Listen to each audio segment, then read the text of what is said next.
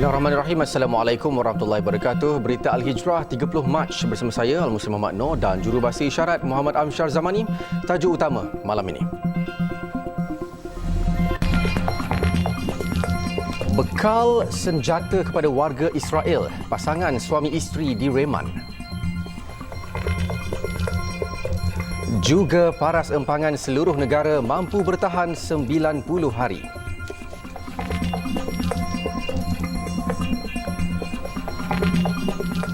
Polis memberkas sepasang suami isteri yang disyaki membekalkan senjata api kepada lelaki warga Israel yang ditahan di sebuah hotel di Jalan Ampang, Ibu Negara, Rabu lalu. Suspek warga tempatan berusia 42 dan 40 tahun itu ditahan Jabatan Siasatan Jenayah JSJ Bukit Aman di sebuah bazar Ramadan di Kuala Selangor kira-kira jam 7.15 malam semalam.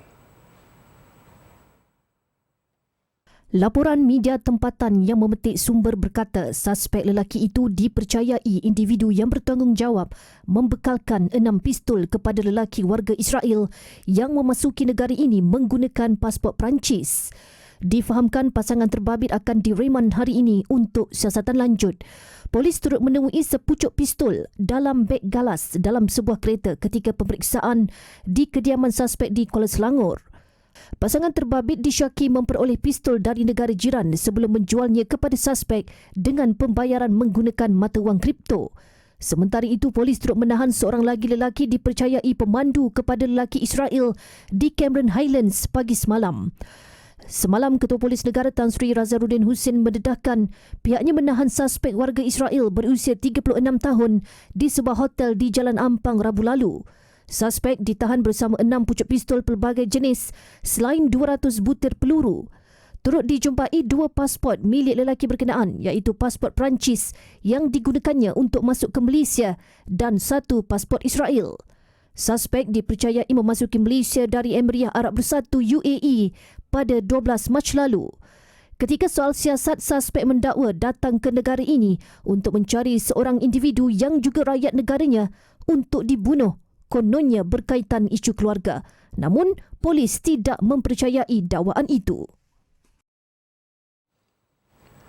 Sementara itu, Ketua Polis Negara Tan Sri Razaruddin Husin mengesahkan pasangan suami isteri yang membekal senjata kepada Israel direman 7 hari untuk membantu siasatan. Reman kedua-dua suspek warga tempatan berusia 42 dan 40 tahun itu bermula Sabtu bagi tindakan di bawah Akta Senjata 1960. Sementara itu, Ketua Polis Negara Datuk Hussein Omar Khan berkata satu kertas siasatan telah dibuka terhadap penemuan senjata di kereta dan kediaman pasangan terbabit di Kuala Selangor. Saya cuma boleh mengesahkan ada satu kertas siasatan yang selalu membuka berkaitan dengan penemuan satu senjata api di Kuala Selangor itu yang melibatkan pasangan suami isteri. Melalui soal siasat, suspek mendakwa telah membeli senjata di Thailand sebelum diserahkan kepada seorang lelaki warga asing dipercayai rakyat Israel. Wadah Pencerdasan Umat atau WADAH melahirkan kebimbangan berhubung kehadiran warga Israel ke negara ini yang dirancang untuk motif yang lebih besar, termasuklah usaha merosakkan perpaduan masyarakat atau hubungan antarabangsa Malaysia. Ia rentetan dari ketegasan Perdana Menteri dan rakyat Malaysia yang telah memberi tekanan kuat kepada dunia agar bertindak tegas terhadap kekejaman Israel ke atas rakyat Palestin. WADAH dalam satu kenyataan menegaskan suspek warga Israel serta kuncu-kuncunya yang lain tidak boleh dibiarkan bebas di dalam negara tanpa pengawasan serius dari pihak berkuasa. Persoalan juga timbul bagaimana warga Israel itu dengan mudah mendapatkan senjata dan dengan jumlah senjata sedemikian, suspek mungkin mempunyai tujuan yang lebih besar untuk menggugat keamanan negara. PDRM juga diharap tidak terperdaya dengan pengakuan warga Israel itu dan tidak tunduk pada sebarang usaha dari mana-mana pihak luar untuk melindungi suspek. WADAH turut berharap Polis Diraja Malaysia akan meningkatkan kawalan keselamatan di seluruh negara termasuk terhadap pimpinan negara terutama Perdana Menteri Datuk Seri Anwar Ibrahim. WADAH dalam pada itu yakin dengan kecekapan polis untuk merungkai tujuan sebenar kemasukan warga Israel itu ke Malaysia. Kedai serbeneka KK Supermart cawangan Sungai Isap di Kuantan yang baru beroperasi 2 minggu dilempar Molotov cocktail kira-kira 5.14 pagi tadi. Ketua Polis Daerah Kuantan Wan Muhammad Zahari Wan Busu dalam satu kenyataan berkata kejadian tersebut menyebabkan bahagian hadapan kedai terbakar termasuk beberapa rak barangan runcit. Menurut Wan Muhammad Zahari, kejadian itu disedari pekerja kedai berkenaan setelah mendengar bunyi letupan yang kuat. Siasatan sedang dijalankan bagi mendapatkan bukti selain memeriksa rakaman CCTV dari kedai-kedai berdekatan. Siasatan awal mendapati pelaku mungkin melemparkan bom dari jarak jauh untuk mengelakkan diri dirakam oleh kamera keselamatan di kedai serba nikah berkenaan. Mengulas lanjut, Wan Zahari berkata, kejadian dipercayai berpunca daripada isu penjualan stokin tertera kalimah Allah yang terkait dengan kedai rangkaian kekimat tersebut. Kerugian dianggarkan bernilai RM500 dan kes disiasat di bawah Seksyen 435 Kanun Kesiksaan. 5 penjenayah yang ditembak mati di Persiaran Harmoni, Putra Heights, Subang Jaya semalam dipercayai terlibat dalam 50 kes samun di seluruh Selangor serta Kuala Lumpur dan aktif sejak 2022. Ketua Polis Selangor Datuk Hussein Omar Khan berkata kesemua suspek yang juga warga tempatan berusia 25 hingga 30-an itu sebelum ini menjadikan premis kilang, pejabat syarikat logistik, pejabat dan rumah sebagai sasaran. Kita cuma dapat identify UAD from the fingerprint identification and things like, and kita boleh mengesahkan mereka adalah dalam daripada kumpulan yang saya sebut tadi yang melakukan samun dalam kawasan Selangor dan juga Kuala Lumpur, dan adalah antara mereka yang pihak polis carilah berkaitan dengan kes-kes samun. 50 kes samun di Selangor dan juga KL sejak tahun 2022. Tambah beliau, kumpulan itu sebelum ini menjadikan premis kilang, pejabat syarikat logistik, pejabat dan rumah sebagai sasaran. Semua lelaki berkenaan mempunyai rekod lampau antara 7 hingga 16 kes setiap seorang. Kumpulan ini dipercayai aktif menjalankan kegiatan samun di kawasan Kelang, Puchong, Bukit Jalil dan Ceras, dan hasil semakan kesemua mereka menetap di Kelang. Terdahulu media melaporkan polis menembak mati 5 penjenayah selepas mereka bertindak agresif dengan melepaskan tembakan ke arah polis. Suspek yang menaiki sebuah perodok Azia dikesan dalam keadaan mencurigakan oleh sepasukan polis yang melakukan rondaan cegah jenayah di Persiaran Harmoni Putra Heights sekitar jam 11.30 malam semalam. 2 pelajar Malaysia maut dalam nahas jalan raya di Tasik Tekapo, New Zealand pada pukul 1.45 tengah hari waktu tempatan hari ini. Kementerian Luar Wisma Putra menerusi Suruhanjaya Tinggi Malaysia di Wellington, New Zealand yang mengesahkan kemalangan itu berkata nahas berkenaan melibatkan 5 penuntut Malaysia dan baki 3 orang lagi yang cedera diterbangkan ke Hospital Christchurch, South Islands untuk diberikan rawatan segera. Jelas kenyataan itu, Suruhanjaya Tinggi Malaysia di Wellington dengan bantuan komuniti Malaysia di Christchurch sedang menghulurkan bantuan konsular sewajarnya kepada mangsa dan ahli keluarga bagi memastikan pengurusan kebajikan kesemua mangsa berjalan dengan lancar. Kementerian Luar dan Suruhanjaya Tinggi Malaysia sedia membantu sekiranya pihak waris membuat keputusan untuk membawa pulang jenazah ke Malaysia. Wisma Putra juga mengucapkan takziah kepada ahli keluarga mangsa nahas itu. Kebakaran terbuka meningkat drastik.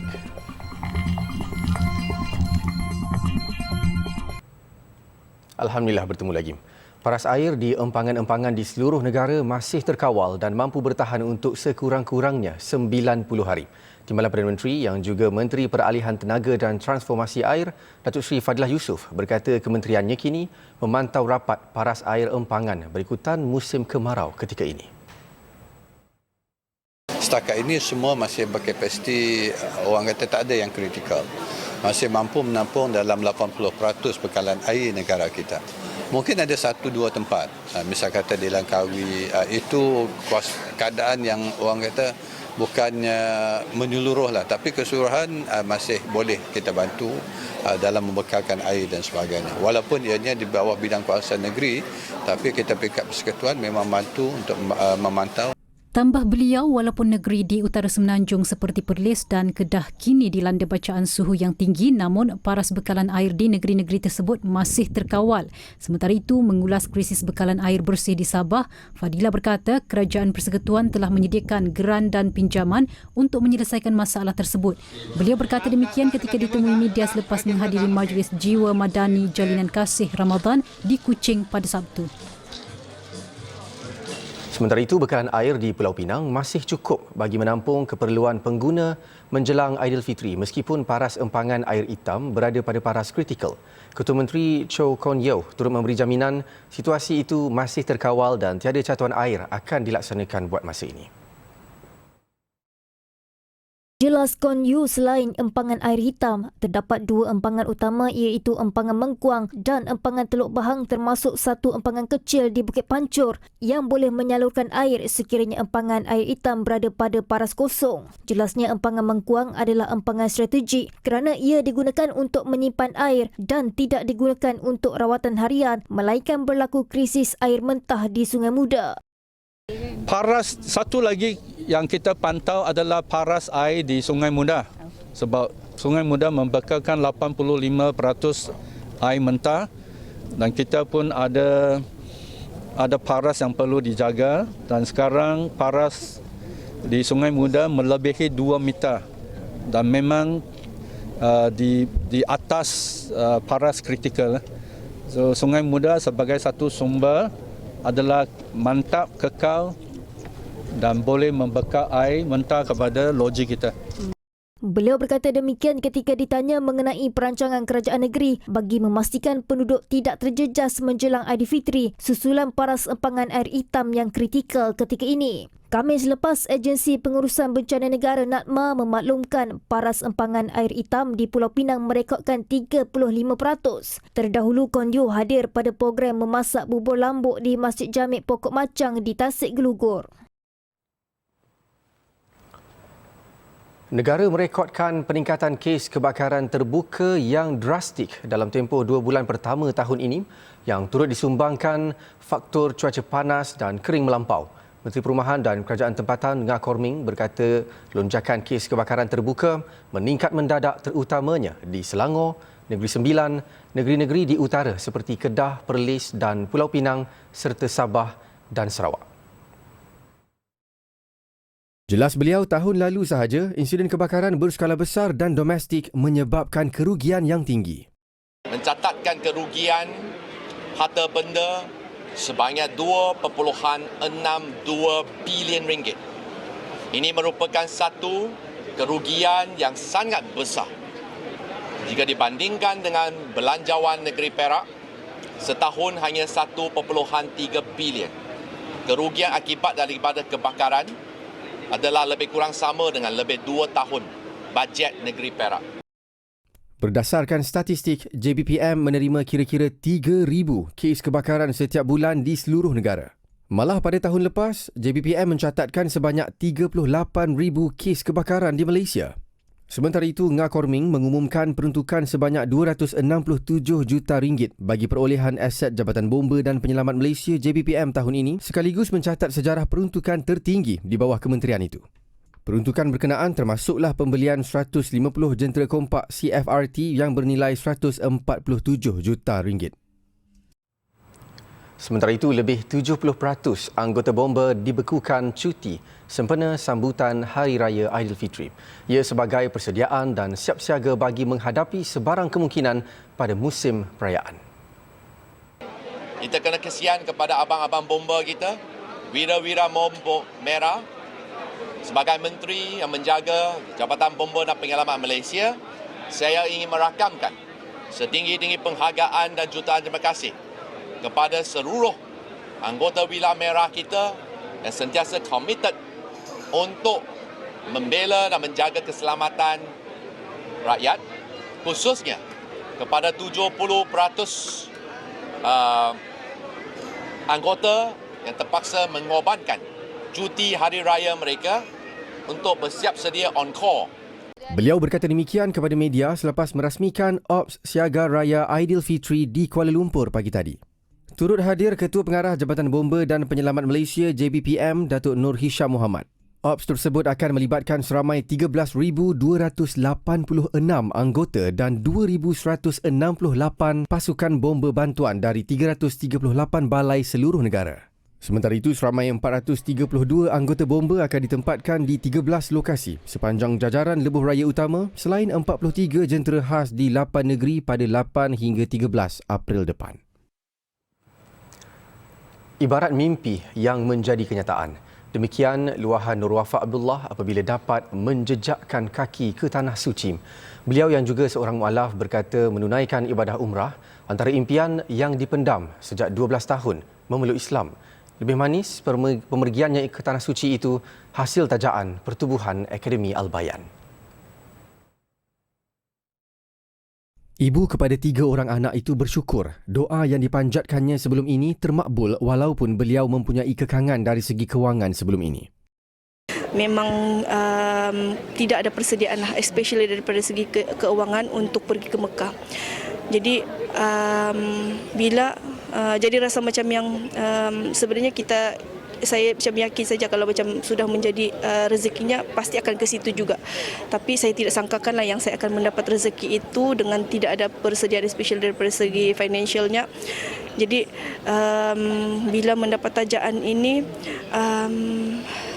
seperti yang selalu kita dengarlah, kita yakinlah bila Allah mengkehendaki kepada sesuatu perkara, Dia memberikan kita, pasti ada jalan dia saja. Kesempatannya berada di Tanah Suci memberi ruang kepadanya untuk mendoakan kedua ibu bapanya agar sama-sama memeluk Islam satu hari nanti. Selain Wafa, Pertubuhan Akademi Al-Bayan turut menaja 2 lagi mualaf untuk menunaikan umrah. Pengerusinya Dr. Nur Muhammad Hadi berkata pihaknya sentiasa mengutamakan kebajikan mualaf dan memberikan bimbingan sewajarnya sehingga mereka juga mampu menjadi pendakwah. Ini buat kali pertama sebab kita lihat ada kepentingan. Bila mereka pergi ke sana, mereka dah nampak bagaimana sirah Nabi, perjuangan Nabi, dan bila mereka balik, mereka boleh berdakwah. Kemudian insya-Allah kita juga di sana kita minta mereka untuk memahami tentang perjuangan, bagaimana penerimaan Islam, bagaimana Nabi SAW boleh berjuang di jalan Allah Subhanahu Wa Taala dengan kesabaran. Jadi sebab tu bila mereka pergi ni, kita harap bila mereka balik, mereka boleh lebih bersemangat. Tambah beliau 3 mualaf itu terpilih dari ratusan penyertaan yang diterima pihaknya. Antara kriteria utama ialah memeluk Islam selama 10 tahun, boleh membaca Al-Quran dan berada di lapangan sebagai pendakwah. Pertubuhan Al-Bayan juga dalam rancangan untuk membina kompleks tahfiz anak-anak mualaf yang pertama di Malaysia dan dijangka siap pada penghujung 2025. Sumbangan boleh disalurkan ke akaun tertera. Perdana Menteri Datuk Seri Anwar Ibrahim menggesa umat Islam untuk terus pertahankan tradisi ilmu serta akliyah yang dihidupkan oleh Universiti Al-Azhar, Al-Azhar Mesir. Jelas beliau, usaha itu penting bagi menimbulkan kesedaran meluas umat Islam di rantau Asia Tenggara termasuk Malaysia. Seluruh sejarah kita ini, sejarah Islam mutaakhir, tidak terpisah daripada sejarah perubahan dan islah yang dibawa oleh Al-Azhar. Sama ada Rashid Redha, Muhammad Abduh dan Shaltut. Ini sebati dengan seluruh garis perjuangan dan kesedaran umat Islam di Asia Tenggara termasuk Malaysia. Sebab itu satu hadiah besar yang kita nikmati selain daripada kesedaran ialah rantaian hubungan yang akrab dengan Universiti Al-Azhar. Beliau berkata demikian menerusi video perutusannya yang ditayangkan pada Majlis Sambutan Hari Al-Azhar Sedunia 2024 Masihi 1445 Hijrah di Akademi Pengajian Islam Universiti Malaya. Tambah beliau, Syekh Al-Azhar Al-Imam Al-Akbar Syekh Profesor Dr. Muhammad Ahmad Tayyib turut diundang untuk mengadakan kunjungan ke Malaysia dan perkara itu harus dimanfaatkan umat Islam di negara ini. Sambutan Hari Al-Azhar Sedunia 2024 Masihi 1445 Hijrah yang diadakan sempena genap 1084 tahun penubuhannya itu dianjurkan oleh Rabitah Antarabangsa Alumni Al-Azhar WOAG Malaysia. Majlis berkenaan turut dihadiri Presiden WOAG Malaysia Profesor Dato' Dr. Muhammad Fakhruddin Abdul Mukti dan Duta Besar Mesir ke Malaysia Ragai Taufik Said Nasir. Beli ikut keperluan dan berpada-pada. Itu antara reaksi pengguna berhubung persiapan menjelang sambutan Aidilfitri. Selain mengimbangi antara keperluan dan kehendak, pengguna juga bijak dalam membuat keputusan agar perancangan kewangan mereka terkawal. Wartawan Kariza Faisal yang meninjau Bazar Raya di Pusat Pameran dan Dagangan Antarabangsa Malaysia MITEC di Ibu Negara ada butirannya. Tinjauan saya mendapati bazar raya kali ini memang meriah dan mendapat sambutan hangat. Namun kebanyakan pembeli dilihat tidak sarat dengan beg-beg belian, malah ada yang datang sekadar untuk cuci-cuci mata dan merasai kemeriahannya. Berdepan dengan kos sara hidup yang mencabar, pengunjung yang hadir dilihat lebih cenderung untuk membeli kelengkapan raya yang mampu milik serta berbaloi. Of course lah ada. Kalau dulu macam kita banyak kan mana, semua macam murah sikit kan. So now kita orang dapatlah harga pun macam makin beza. Pergi kat tempat-tempat macam ni pun tak adalah murah macam dulu. So dulu kita berada sini kan kita nak cari yang macam affordable punya benda kan. Tak banyak lah. Although ada tapi tak banyak macam dulu lah. Bagi segelintir pengguna, berbelanja di bazar raya lebih murah berbanding secara atas talian. Namun perlu bijak menilai keperluan dan kelebihan sesuatu barang sebelum membeli. Contohnya macam baju raya, baju Melayu satu je lah. So baju kemeja kita pakai untuk raya kedua tu. Sebabnya baju tu boleh pakai banyak kali untuk pergi kerja dan sebagainya. So memang kita boleh tu memang ikut keperluan kita lah. Kalau kita pergi macam beli online tu, memang harga pun mahal sikit. Kalau kita pergi macam bazar ni ada diskaun sikit. Berkongsi pembelian dalam satu transaksi juga antara kaedah yang sering diguna oleh pembeli untuk mendapatkan harga yang lebih murah. Shopping sekarang okey, cuma masih berpada-pada sebab student kan. Tu dia sendiri, dia bagi tawaran harga yang macam murah lah. Macam kalau kita ambil dua, lagi jimat harga tu. So macam saya datang berdua, macam bolehlah share-share. So mungkin daripada situ dia orang boleh naikkan sale. Sementara itu, rata-rata peniaga juga tidak menafikan jika mereka gagal mengatur strategi, mereka akan berdepan kerugian lebih tinggi berikutan modal yang dikeluarkan juga bukan sedikit. Sebab kalau ikutkan harga kita selalu mahal sikit lah daripada harga yang promo. So untuk nak bagi win-win situation, kita orang bagi diorang beli 3 macam tu, macam lebih daripada 1. So kita orang dapat untung banyak sikit and diorang pun dapat diskaun juga untuk each item. Contoh penjualan kuraya, tahun lepas kita jual dengan harga 3 balang RM100, tapi tahun ni kita jual dengan 4 balang RM140 tu. That means kita menaikkan kuantiti penjualan kita orang.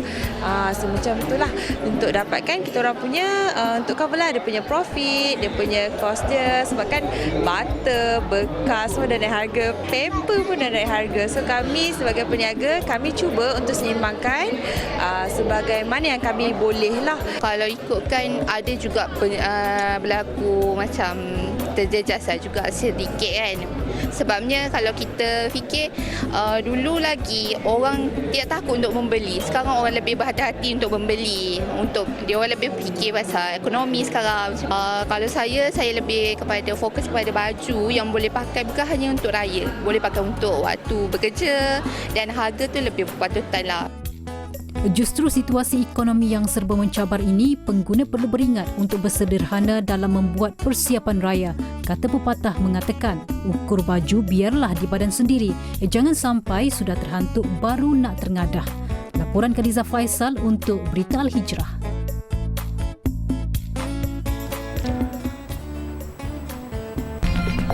Selepas ini, Amerika Syarikat jual bom dan jet pejuang kepada Israel. Alhamdulillah bertemu lagi. Presiden Amerika Syarikat Joe Biden meluluskan penjualan bom dan jet pejuang baharu bernilai berbilion dolar kepada Israel. Senjata itu termasuk 1,800 bom MK-84 2,000 paun dan 500 bom MK-82 500 paun. Jabatan Negara minggu lalu meluluskan pemindahan 25 jet pejuang dan enjin F-35A. Pesawat dan enjin itu dianggarkan bernilai sekitar 2.5 bilion dolar Amerika. Namun, jualan belum dimaklumkan secara terbuka dan tiada pengumuman yang sepadan di laman web Agensi Kerjasama Keselamatan Pertahanan. Biden dan Perdana Menteri Israel Benjamin Netanyahu semakin bertelagah sejak beberapa minggu kebelakangan ini, yang terbaru selepas Amerika tidak memveto resolusi Majlis Keselamatan Pertubuhan Bangsa-Bangsa Bersatu PBB yang menuntut gencatan senjata segera di Gaza. Netanyahu bertindak balas dengan secara tiba-tiba membatalkan lawatan delegasinya ke Washington yang bertujuan membincangkan alternatif Amerika kepada pencerobohan Israel ke atas Rafah. Mesyuarat itu kini dijadualkan semula, tetapi perselisihan itu nampaknya tidak menjejaskan kesediaan Biden untuk terus membekalkan Israel dengan senjata. Keputusan untuk secara senyap jualan senjata itu dikritik hebat kerana melanggar Undang-Undang 1961 yang melarang penjualan senjata kepada negara yang menghalang penyampaian bantuan Amerika. Sementara itu, Presiden Palestin Mahmud Abbas terus mendesak agar Israel berundur dengan segera dan sepenuhnya dari semenanjung Gaza serta menghentikan segala tindakan unilateral di tebing barat dan Baitul Maqdis. Abbas menekankan kepentingan sebuah negara Palestin untuk menjalankan tanggungjawabnya di Gaza dan tebing barat dan mengetengahkan keperluan menubuhkan satu mekanisme untuk kemasukan bantuan kemanusiaan dan perubatan ke Gaza. Beliau juga menekankan pencegahan pemindahan rakyat Palestin secara paksa dan keperluan mendapatkan status negara anggota penuh dalam Pertubuhan Bangsa-Bangsa Bersatu PBB. Menurut laporan media, wakil dari Israel dan Amerika Syarikat dijangka mengadakan pertemuan pada Isnin di Washington untuk membincangkan rancangan serangan darat Israel ke atas bandar Rafah di selatan semenanjung Gaza. Seorang delegasi Israel pada asalnya dijadualkan tiba pada minggu ini untuk mendengar kebimbangan Amerika mengenai serangan itu dan akan diberikan pandangan alternatif. Israel meneruskan pengeboman udara dan darat di Gaza, berpuluh lagi rakyat Palestin syahid terutama di sekitar Hospital Al-Shifa. 71 terbunuh dan 112 cedera dalam 24 jam terakhir. Dua serangan Israel berlaku di Shujaiya dekat timur bandar Gaza. Sekurang-kurangnya 10 anggota polis yang diberi tanggungjawab menjaga bantuan kepada orang awam terbunuh di Shujaiya, pejabat media kerajaan Gaza. Israel turut menyerang rumah di kamp pelarian Maghazi yang mengorbankan 8 orang. Operasi ketenteraan Israel juga terus menggempur sekitar kompleks perubatan Al-Shifa yang telah mengorbankan ramai penduduk Gaza. Al-Shifa merupakan hospital terbesar Gaza sebelum perang. Israel juga menyerbu Khan Yunis dan Al-Qarara di mana tentera bertukar tembakan dengan pasukan pejuang. Lebih daripada 32,623 rakyat Palestin syahid sejak permulaan perang 7 Oktober. Mari sama-sama kita contohi akhlak terpuji baginda sallallahu alaihi wasallam dengan menjadi mukmin yang paling pemurah khususnya dalam Ramadan. Riwayat Imam Bukhari, Nabi SAW seorang yang paling pemurah dan menjadi lebih pemurah pada bulan Ramadan. Mari berwakaf kepada pembinaan Kompleks Tahfiz Anak-Anak Mu'allaf yang pertama di Malaysia dengan nilaian RM350 per kaki persegi sebagai bekalan saham pahala di akhirat kelak. Sekian untuk malam ini. Saya Al-Muhsin Muhammad Noor dan Jurubahasa Isyarat Muhammad Amsyar Zamani. Satukan ummah dengan ilmu bagi memperkasa Malaysia Madani. Assalamualaikum warahmatullahi wabarakatuh dan selamat menjalani ibadah puasa.